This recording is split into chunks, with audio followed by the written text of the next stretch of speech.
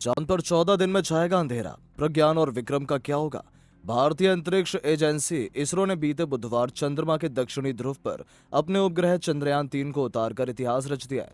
इसरो ने इस मिशन के तहत एक लैंडर और एक रोवर को चांद की जमीन पर उतारा है, जिन्हें विक्रम और प्रज्ञान नाम दिया गया है। विक्रम और प्रज्ञान को अलग अलग तरह के 6 उपकरणों से लैस किया गया है, जिनका काम चांद पर अलग अलग तरह के प्रयोग करके नई जानकारियां जुटाना है। लेकिन यह काम सिर्फ अगले 14 दिनों तक जारी रह सकेगा, क्योंकि विक्रम और प्रज्ञान की जिंदगी सिर्फ इतनी ही है। आइए जानते हैं आपके सभी सवालों का जवाब। इसरो ने अपनी वेबसाइट पर बताया है कि विक्रम और प्रज्ञान की मिशन लाइफ सिर्फ 14 दिन लंबी है, लेकिन ऐसा क्यों है? इसरो ने चंद्रयान 3 के साथ चांद पर पहुंचे विक्रम लैंडर और प्रज्ञान रोवर की जिंदगी सिर्फ 14 दिन बताई है। इसकी वजह विक्रम और प्रज्ञान का सौर ऊर्जा पर आधारित होना है। ये दोनों सूर्य की रोशनी को ऊर्जा में तब्दील करके अपना काम करते हैं। अगर आपने विक्रम लैंडर और प्रज्ञान रोवर की तस्वीरें देखी हैं, तो आपका ध्यान उन पर लगे सोलर पैनल पर गया होगा। विक्रम लैंडर को 3 तरफ से सोलर पैनल से ढका गया है, ताकि उसे हर हालत में पर्याप्त रोशनी मिल सके। लेकिन ऐसा सिर्फ अगले 14 दिनों तक ही संभव है, क्योंकि 14 दिन के अंदर चांद का यह हिस्सा अंधेरे में डूब जाएगा। क्योंकि चांद का एक दिन पृथ्वी के 14 दिन जितना लंबा होता है। चांद पर बीती 23 अगस्त को सूरज उगा था, जो 5-6 अगस्त तक ढल जाएगा। इसके बाद चांद पर तापमान में भारी गिरावट आएगी, क्योंकि चांद पर पृथ्वी की तरह वायुमंडल नहीं है, जो पृथ्वी को रात के वक्त गर्म रखता है। ऐसे में चांद पर सूरज उगने और ढलने के साथ तापमान में बेहद तेजी के साथ भारी अंतर आता है। इसरो प्रमुख डॉक्टर एस सोमनाथ ने बताया है, सूरज ढलने के साथ ही सब कुछ अंधेरे में डूब जाएगा। तापमान -180 डिग्री सेल्सियस तक गिर जाएगा। ऐसे में इस तापमान पर इस सिस्टम का सुरक्षित बने रहना संभव नहीं है।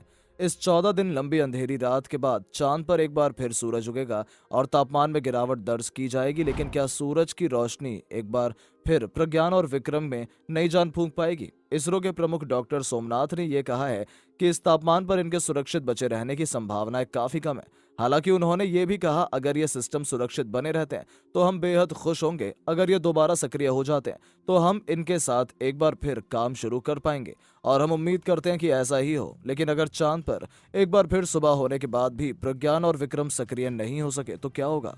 इंटरनेट पर चंद्रयान 3 से जुड़ी जानकारियां हासिल करने की कोशिश कर रहे लोगों ने एक सवाल बार बार पूछा है कि क्या प्रज्ञान और विक्रम वापस धरती पर आएंगे, और क्या वो अपने साथ चांद के नमूने लेकर आएंगे? इसका जवाब है नहीं। इस मिशन को चांद के नमूने संग्रहित करने वाले मिशन नहीं है। इन पर मौजूद उपकरण लेजर की मदद से जानकारी जुटाएंगे, जिसका विश्लेषण किया जाएगा।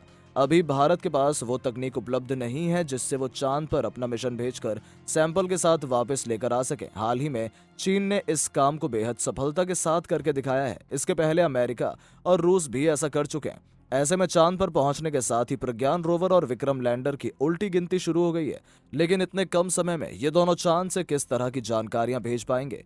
चंद्रयान 3 के चांद पर पहुंचने के बाद इन 14 दिनों में चांद पर जो काम होना था वो शुरू हो चुका है। थोड़े समय में उनकी तस्वीरें आना भी शुरू हो जाएंगी। इसरो की ओर से लगातार विक्रम लैंडर की ओर से खींची हुई तस्वीरें भेजा जाना जारी है। इसके साथ ही एक वीडियो भी जारी किया गया है, जिसमें लैंडर चांद की सतह की ओर बढ़ता दिख रहा है। यही नहीं, सोशल मीडिया पर एक वीडियो वायरल हो रहा है, जिसमें प्रज्ञान रोवर विक्रम लैंडर से बाहर निकलता दिख रहा है।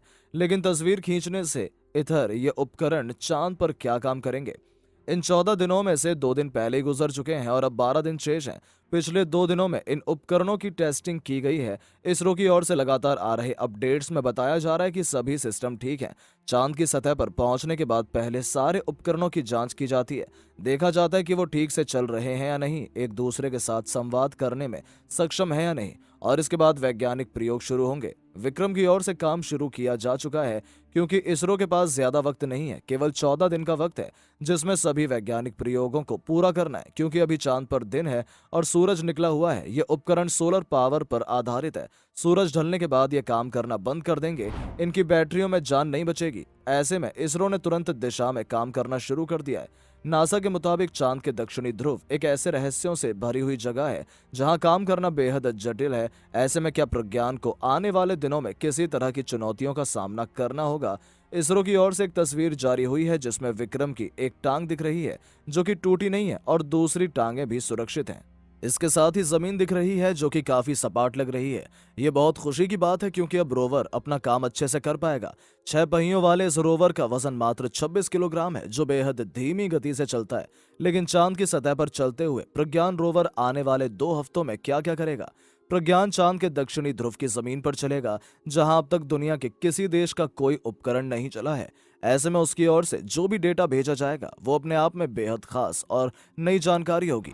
ये चांद की सतह की रासायनिक संरचना के बारे में बताएगा कि चांद की जमीन में किस तत्व की कितनी मात्रा मौजूद है और चांद की पूरी भूगर्भ शास्त्र एक जैसा नहीं होगा। ऐसे में अभी तक चांद के जो भी टुकड़े आए हैं वो चांद के भूमध्य रेखीय क्षेत्र से आए हैं। ऐसे में ये जो भी डेटा भेजेंगे वो अपने आप में नया होगा। ये काम रोवर पर मौजूद LIBS यानी लेजर इंड्यूस्ड ब्रेकडाउन स्पेक्ट्रोस्कोप करेगा। ये एक अत्याधुनिक विधि है जिसका उपयोग किसी स्थान पर तत्वों और उनके गुणों की पहचान करने के लिए किया जाता है। ये उपकरण चंद्रमा की सतह पर बहुत तीव्र लेजर फायर करेगा। इसके चलते सतह की मिट्टी तुरंत पिघलकर प्रकाश उत्सर्जित करेगी। इसके वेवलेंथ का विश्लेषण करके LIBS सतह पर मौजूद रासायनिक तत्वों और सामग्रियों की पहचान करेगा। रोवर पर लगा एक अन्य उपकरण APXS यानी अल्फा पार्टिकल एक्सरे स्पेक्ट्रोमीटर है। यह चंद्रमा की सतह पर मिट्टी और चट्टानों में प्रचुर मात्रा में रासायनिक यौगिकों का पता लगाएगा। यह चंद्रमा की सतह और उसकी मिट्टी के बारे में हमारी समझ को बढ़ाकर भविष्य के प्रयोगों को और अधिक तेजी से आगे बढ़ाने का रास्ता तैयार करेगा। तो दोस्तों, आपको हमारी वीडियो कैसी लगी कमेंट करके जरूर बताएं और ऐसी ही रोचक और मजेदार वीडियोस के लिए चैनल को सब्सक्राइब करना ना भूलें। धन्यवाद।